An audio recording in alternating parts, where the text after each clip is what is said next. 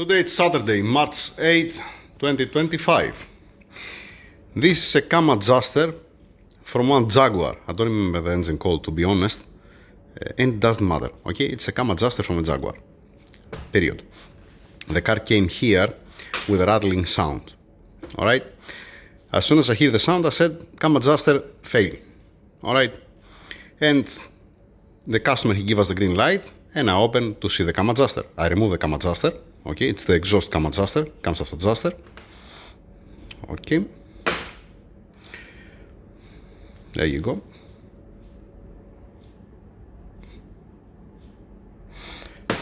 Like any other time, I wash it because I want to be sure on what I'm gonna say.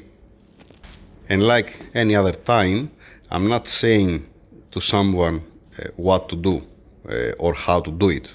I'm just giving my opinion and I'm analyzing the things that I have in front of me, all right?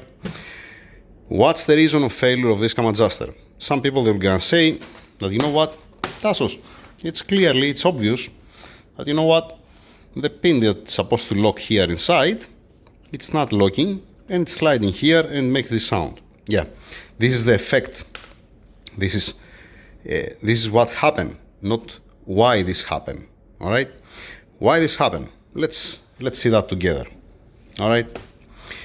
What's the spring? How does it look like? You see that one edge here, it's nice and sharp. The other edge, it's been polished. All right? Then, if you come here at this plate, you see some scoring at this point. There is visible scoring. Then you have this piece. This piece, it's supposed to be a plastic pad. This pad's located like all the cam adjusters. 1 second, this goes like that. This comes like that. All right. This been eaten completely. It's like it's not existing. This pin, it comes here. All right. It's running. Just a second. It's running like this at this point, and then there is the cover here up, like this. Fine. So this spring, it was like that there inside, and it had also this plastic pad. Now that I throw it like that inside.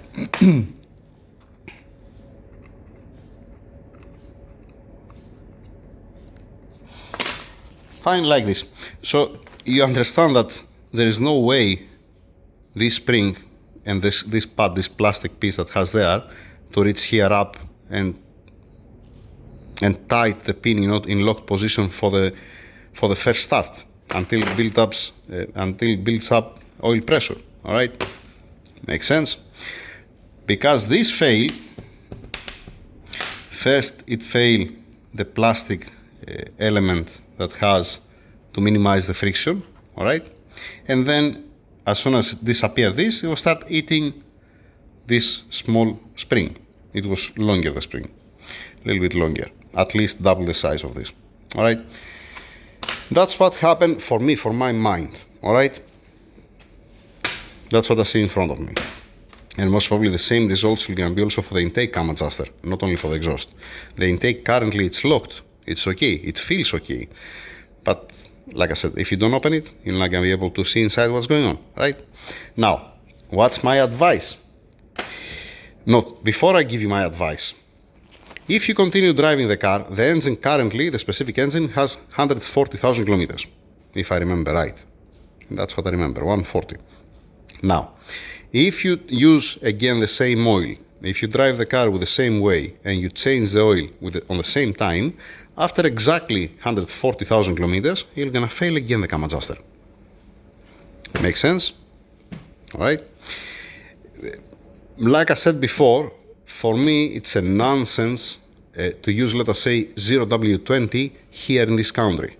Here in this country, if one engine gets 0W20, you have to find the same recipe oil in 5W30.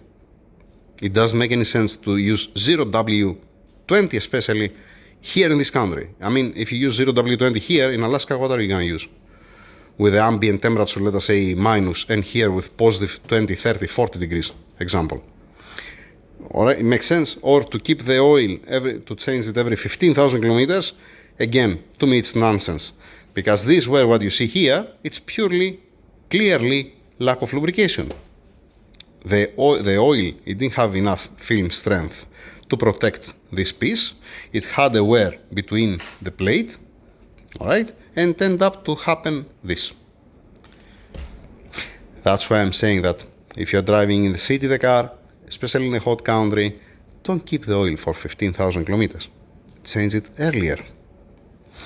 If it makes any sense. All right.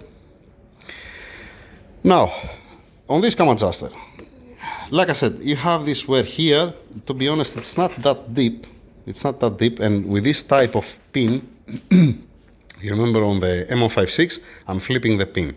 But in this case, it's different design pin. It goes inside and it's looking like that. All right. So in this case, if this spring and the pad, if I can find a new spring and a new pad for this, you can close it back together and it's gonna be totally fine because there is no scoring here on the seals. You don't see any marks or something. It's beautiful, the pads that they're sealing inside. And all the problem of this cam adjuster, as it is right now, it's the spring and the friction pad that has these two things. If you change these two and you put a new one, you're back in business. Once again, yes, it has a wear the plate. Obviously, it has a wear the plate. But this type of pin, it's not gonna matter, this kind of wear. It has enough depth. Makes sense? I guess. That's my advice. Take it or leave it. I'm not forcing anybody to follow. I mean, this is my advice with my mind, you know. I might be totally wrong. You judge. No problem at all. No hard feeling.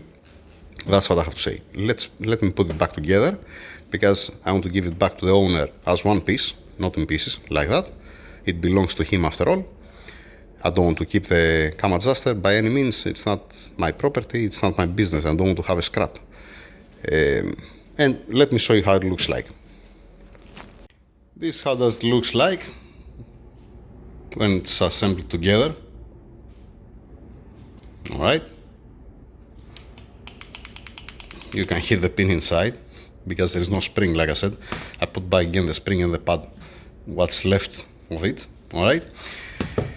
So now this goes back to the owner. Obviously, see what's happening. The owner, he went to a different shop and they said to him that, you know what, you have to change the timing chain, you need to change the guides, you need to change the tensioners, you need to change pretty much everything. The thing is that when I put the tools, the timing tools, and I lock the camshafts and the damper pulley front and the front, because there is a big tool, one big plate that's holding both cam adjusters front, and there is another one behind that's holding the camshafts.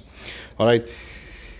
Nothing showing that there is a timing chain that's been stretched, the timing chain. All right. Plus the tensioner, it looks fine. It had the pressure inside. I didn't show any problem.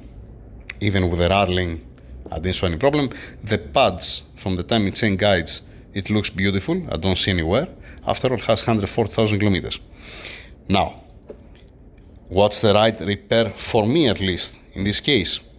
Change both cam adjusters, not only the exhaust, because I put a bet that whatever wear has the exhaust, you're gonna have also the intake, and I'm gonna fix, let us say now, the exhaust, and after a month or after a week or after 2 months, you're gonna have the same problem, the intake from the other side, because now it's locked.